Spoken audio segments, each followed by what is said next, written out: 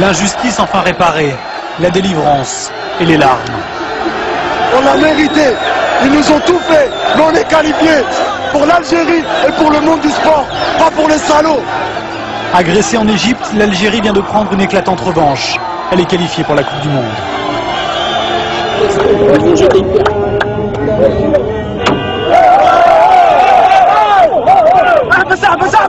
Samedi soir au Caire, après match, l'Égypte vient de forcer l'Algérie à un match d'appui. Et les pierres continuent de fuser sur le bus algérien. Mais au fond, on répond par des chants. L'ultime décision se fera loin d'ici, au Soudan. Pays neutre et plein d'espérance pour les Fennecs d'Algérie.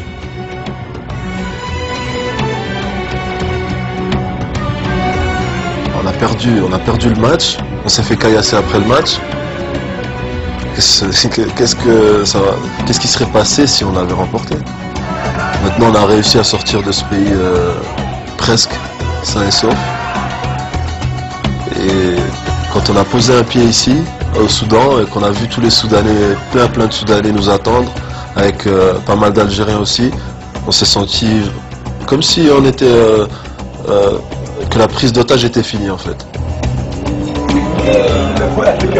Changer d'air a libéré les Fennecs. Terminer l'hôtel bunker du Caire. Les plaies physiques et morales n'ont pas encore disparu, mais elles sont derrière. La plaie s'est refermée. Normalement, on sera au top, Inch'Allah. C'est le match du siècle, là. Faut pas passer à côté, hein.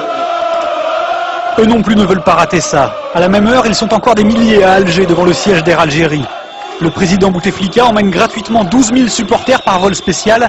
25 avions décollent les uns après les autres, direction Khartoum.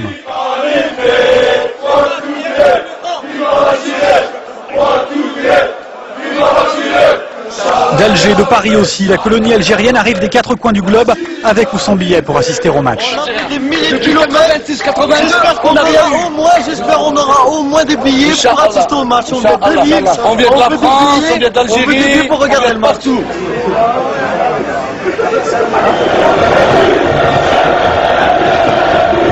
Mercredi, ils sont 15 000 Algériens à Khartoum, pour 10 000 billets seulement.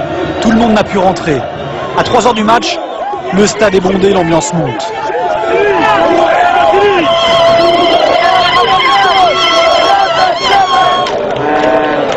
Un stade méticuleusement divisé en deux. Supporters, journalistes, vestiaires algériens d'un côté, les Égyptiens de l'autre. Image insolite et presque troublante. Les joueurs arrivent sur la pelouse, chacun de leur côté.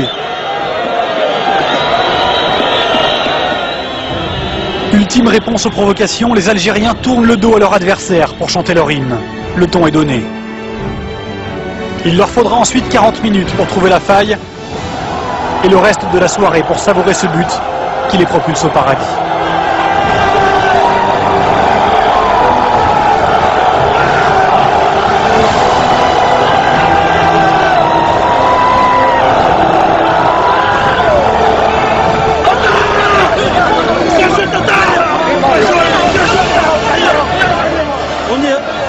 À 180 minutes, on y est au mondial, c'est mérité. Après ce qu'ils nous ont fait, c'est rien ça, c'est rien par rapport à ce qui se passe. C'est rien. Vive l'Algérie!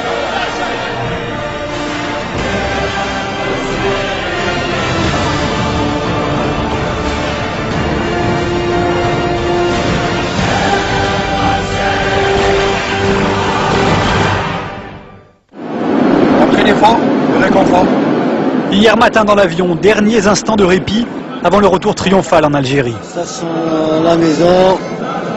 Je pense qu'on s'attend à un accueil merveilleux. Non, ça va être la surprise, on sait que le public il doit être présent, maintenant ça va être une grosse surprise pour nous. Bon, on va profiter de ces moments parce que c'est des moments uniques.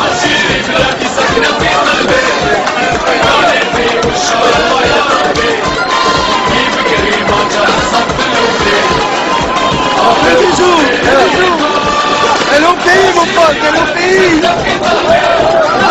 Fanfare, fleurs et tapis rouges. L'Algérie n'a pas encore gagné la Coupe du Monde, mais c'est tout comme. Eh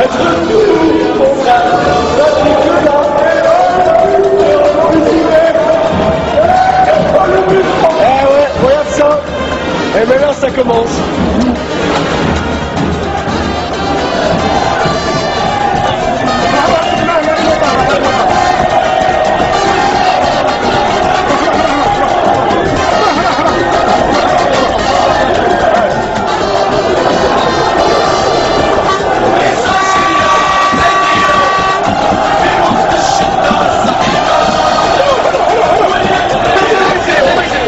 Il faudra 3 heures pour effectuer les 15 km entre l'aéroport et Alger. Des scènes de liesse jamais vues depuis l'indépendance. Ces 23 Fennecs, perchés sur leur bus, sont bien plus que des héros. Des martyrs bientôt reçus en grande pompe par le président de la République. Dernier honneur avant de pouvoir réaliser enfin que l'Algérie est 24 ans après de retour en Coupe du Monde.